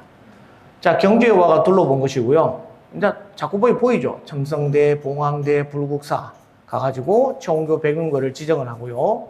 그 다음에 옥산을 갑니다. 옥산서원이 1572년 4년에 사역과 건립이 되고, 이분은 1767년이니까 이미 건립되고 200년 후에 내려오게 된 거예요. 그래서 옥산서원을 들렀다가 이렇게 갑니다. 여기 보면 요 인물이 등장하죠. 신성택. 요거는 신택성이라 되어 있죠, 그죠? 이분을 찾아야 돼요. 이분이 아까 인필대하고 당주 박종을 다 만났던 인물 중에 하나입니다. 그래서 경주의 신씨 집안 족보를 다 찾아야 되는데 생각만 하고 있습니다. 그 다음 지촌 박이곤, 경주 시가지와 옥산을 역시나 둘렀다 갑니다. 옥산에 와서 그 다음에 뭐 차미공을 만나고, 그 다음에 정하준, 그 다음에 권씨, 정씨와 권씨 상봉 집안이고 안동권씨 집안이고, 이 안동권씨도 시조를 찾아보면요 권행으로 나와요. 뭐 왕건의 이야기까지 거슬러 올라가가 원래는 김행인데 안동부에 대한 그걸 차지하는 데 도움을 줘가 김씨가 권씨로 바뀌었다라는 그런 이야기가 있고, 근데 단종 복위 운동을 할 때 세조가 왕위를 찬탈하잖아요, 그죠? 그때 그 집안 이쪽으로 내려와요. 그때 중림 권사내라고 하는 분이 계십니다. 그분이 자살을 해요. 자기의 억울함을 밝혀달라. 억울하다. 그때 사육신에 들어가는 거예요. 그의 동생 되는 분이 누구냐면 권수혜라고 하는 분이 있어요. 예, 권사내의 동생 되는 권수혜 이분이 목숨을 부지하고 포항 연일로 유배를 옵니다. 유배를 와서 그 지역에 안강 쪽에 치우치죠, 그죠? 그 이씨 집안하고 이렇게 혼인을 해가지고 살아가게 되는데, 안타깝게도 임진왜란이 일어나서 그 이씨 집안은 멸족을 다 하고 자기가 그 재산을 다 해가 이제 집안이 일어나게 된 배경이 있고, 왜 제가 이 시간에 이 말씀을 드리냐면은, 여러분 마지막 수업이 뭐냐면 운곡서원이에요. 지금 운곡서원 저기 어디 있습니까? 강동, 왕신, 천북에 있잖아요, 그죠? 천북에. 우리는 천북인데 자기네들은 왕신이라 그래요, 왕신. 예. 거기에 웅곡소원이 왜 거기에 지어졌냐 이 말이에요. 왜냐하면 안동건 씨는 포항에 세거를 하고 일부가 두륙골로 들어가요. 안강 두륙. 거기가 원래 집성촌입니다. 근데 왜 그쪽이 아니라 강동 쪽으로 왔냐? 국당 마을하고도 연관이 있고 그 이야기를 나중에 제가 드리기 위해서 이 권씨 이야기를 미리 땡겨 드리는 겁니다. 그리고 거기 보면 은행나무가 있죠. 그 나무에 대한 유래는 아십니까? 궁금하신 분들은 오늘자 경주신문을 보세요. 제가 글을 실어놨어요. 예. 은행나무 가지를 이래 팍 꽂았더니 이래가 팍 살더랍니다. 꼭 읽어보세요. 그래서 박이곤은 여기 보면 어디를 갔어요? 박이곤 오능을 들렀다가 이거는 정해진 코스입니다. 지방마다 허강, 시가지, 양자동, 서원을 들렀죠. 여기 뭐 망규정이라고 나오죠. 그 다음에 유시문 역시나 옥산서원을 들렀다고 하고요. 예. 그 다음에 묵헌 이태수 자기 집안이니까 묵헌 이태수 선생이 둘렀는 것은 각 지방마다 울산의 구강서원, 그 다음에 은양의 방구서원 등등을 통해 자기 할아버지 흔적을 따라간 겁니다. 그 다음에 이공상 역시나. 자, 지금 제가 빨간 걸로 표시했는 게 옥산 이 표현들이 뭐냐면 옥산서원이 건립되고 나서 경주를 찾는 유람객들이 이 옥산서원과 옥산마을 일대를 유람의 코스로 일부러 지정을 합니다. 예, 송달수도. 이분은 특이하게 이렇게 경주 이시 표함을 들렀다 가시네요. 그 다음에 심원열, 왕공준식유적이고, 이분은 이럴 수밖에 없었던 게 공적인 일로 주변의 경주의 유적을 둘러본 거예요. 그러다 보니까 역사에 고정해서 글을 많이 남기신 분입니다. 그리고 송병선 역시나 마찬가지로 경주 옥산과 인산서원, 이분 또 정치적 성향을 알 수가 있겠죠, 그죠? 인산서원을 들렀다라는 자체가 장신의 학문적 도통연원을 확인하기 위해서 갔을 가능성이 아주 큽니다. 그 다음 김시창, 그 다음에 배시어른, 안시어른 역시나 경주를 유람하며 옥산서원 등을 들렀다고 합니다. 이분들의 유람 시기가 이미 1800년 후반, 1900년으로 되기 때문에 그때 선생님 물으셨죠. 회재 선생을 이렇게 추앙하는 이유가 무엇이냐. 솔직히 단정 짓기는 어려운데 회재 선생은 경주에 실제 머문 기간은 상당히 짧아요. 큰 인물임에도 불구하고. 물론 뭐 퇴계에게 성리학의 이설을 전달했다 뭐 이런 학설적인 이야기를 하지만 실제로 경주에서 그분을 조명하기에는 제자도 부족하고 이 사성관계가 상당히 많이 끊어져요. 오히려 다른 지역의 인물들이 오히려 회대를 더 추앙하는 경우가 많습니다. 그래서 그 부분도 한번 짚어봐야 될 부분이에요. 자, 이와 같이 이 19편에 대한 부분을 봤고, 이게 이제 제가 정리해 놓은 거예요. 이거는 정리 안 해도 이거 어디에 나오냐면요. 관광 안내 지도에 보면 나와요. 예. 시큰 정리하고 나니까 이게 관광 안내 지도라고요. 자, 요가 시가지입니다. 예. 시내에 와가지고 이걸 다 보고 가요. 그리고, 자, 북쪽에서 오는 사람도 있어요. 아까 북쪽은 영도국에서 내려온다 그랬죠. 저서 내려오면 일로 들렀다 오는 거예요, 이렇게. 그리고 좀 삐딱하게 들어오면 일로 들어오는 거예요. 옥산, 양동, 천북, 오천 이렇게 들어오는 거예요. 그리고 동쪽에서 들어오는 경우는 잘 없습니다. 왜냐하면 바닷가이기 때문에. 오히려 들어와서 나가는 쪽으로 선택해요. 남쪽에서 올라와가 시내 들렀다가 이렇게 빠져요. 그러면서 소봉대를 보고 가는 거예요. 그리고 서쪽에서 넘어오면은 청도나 영천 쪽에서 넘어오시는 분들이에요.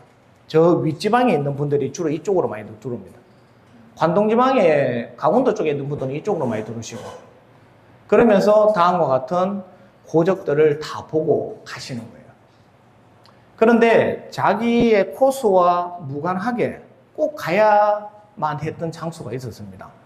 그것은 서원, 그리고 시조묘, 참배 부분은 일부러 코스를 잡아서 이동을 하게 됩니다.